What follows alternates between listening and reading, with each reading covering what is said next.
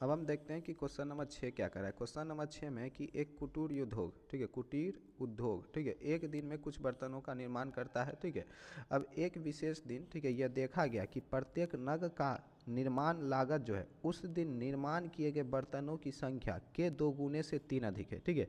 यानी एक नग की निर्माण की जो कीमत है उस दिन, ठीक है, जितने संख्या में बर्तन, ठीक है, बने होंगे उसका 2 गुना से 3 अधिक है, ठीक है। यदि उस दिन की कुल लागत आपके 90 रुपये थी तो निर्मित बर्तनों की संख्या, ठीक है, तथा प्रत्येक नग की लागत हमको क्या करना है, निकालना है। तो हम पहले तो हल लिख देते हैं इस प्रकार के सवाल में। पहले तो हम मान लेते हैं कि जो विशेष दिन थी उस दिन, ठीक है, निर्माण बर्तनों की संख्या x, ठीक है। तो मान लेते हैं, माना, ठीक है, निर्माण बर्तनों की संख्या बराबर x, ठीक है, निर्माण बर्तनों की संख्या बराबर x, ठीक है। तो पहले हम ये मान लेते हैं कि निर्माण बर्तनों की संख्या बराबर x, ठीक है। अब देखो प्रत्येक नग की कीमत कितनी होगी, ठीक है। प्रत्येक नग की कीमत कर रहा है कि उस दिन, ठीक है, निर्माण किए गए बर्तनों की संख्या के 2 गुने।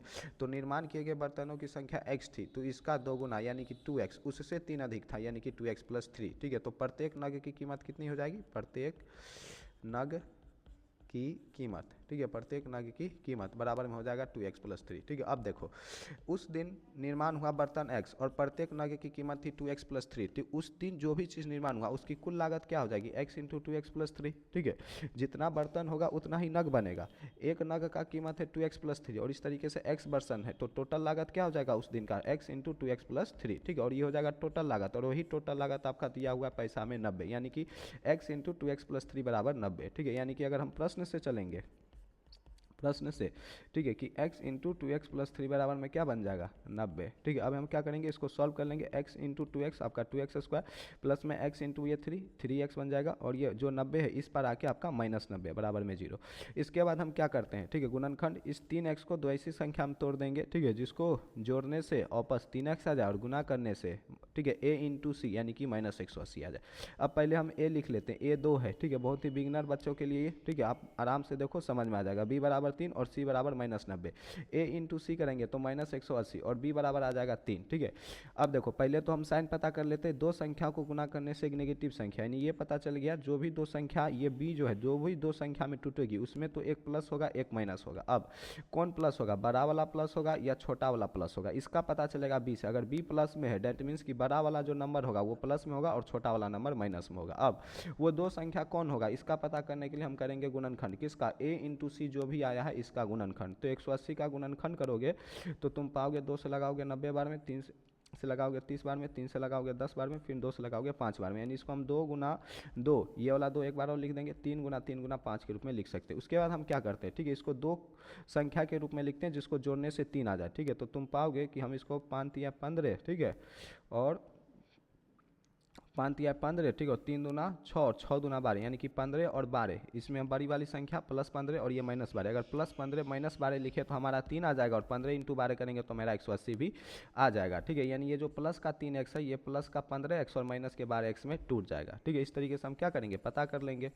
ठीक है। तो इसको हम लोग क्या करते हैं, पहले 2x² को एज इट इज रहने देते हैं, इसको प्लस का 15x और इसको माइनस का 12x और माइनस का 90 बराबर में 0।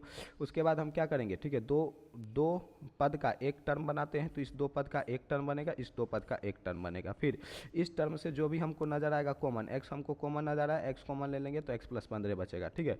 यहाँ से देखोगे तो हमको नजर आएगा 3 कॉमन, ठीक है, 3 या फिर 15x - 12x, ठीक है, ये आ गया 15 × 12 -90, ठीक है। यहाँ से हमको 90 है और ये 12 है, तो 90 और 12 में 3 चौके 12 होता है, ठीक है।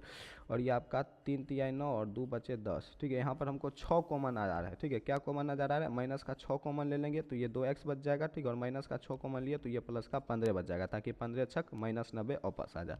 अब क्या करेंगे, यहाँ पर फिर से 2 टर्म बन गया, तो दोनों टर्म से यहाँ पर देखो, ठीक है, यहाँ से हमने x कॉमन लिया है ना, ठीक है, तो यहाँ पर मेरा 2x बचेगा, ना कि सिर्फ x बचेगा, तो बचेगा 2x + 15, 2x + 15 दोनों जगह से कॉमन आ जाएगा, ठीक है। अब 2x + 15 कॉमन आ जाएगा तो यहाँ पर सिर्फ x बचेगा और -6 बराबर में 0, ठीक है। अब हम क्या करेंगे, ठीक है, ध्यान दो, इसको हम थोड़ा सा कर लेते हैं साइड,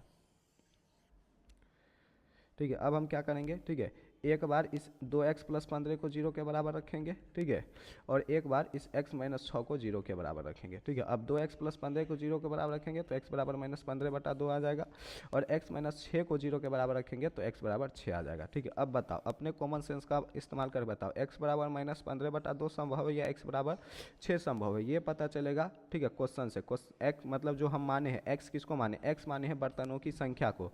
बताओ, कभी -15 निगेटिव में तुम कोई बर्तन बना सकता है, जब भी किसी चीज़ का निर्माण करेगा, 1 निर्माण कर सकता है, 2 निर्माण कर सकता है, 3 निर्माण कर सकते हैं, निगेटिव में किसी चीज़ का निर्माण नहीं होता है। डेट मीन्स कि x बराबर, ठीक है, -15/2 संभव नहीं है, ठीक है, x बराबर -15/2 क्या है, संभव नहीं है, ठीक है। इसलिए x बराबर 6 इज द राइट आंसर, ठीक है। यानी कि उस दिन जो विशेष दिन थी, ठीक है, बर्तनों की संख्या जो बनी होगी, ठीक है, वो बनी होगी 6, और जो प्रत्येक नग का कीमत उस दिन रहा होगा, 6 का मान यहाँ रख देंगे तो ये 6 दूना 12 और +3 15, ठीक है। तो 6 और 15 इस सवाल का क्या हो जाएगा, आंसर हो जाएगा।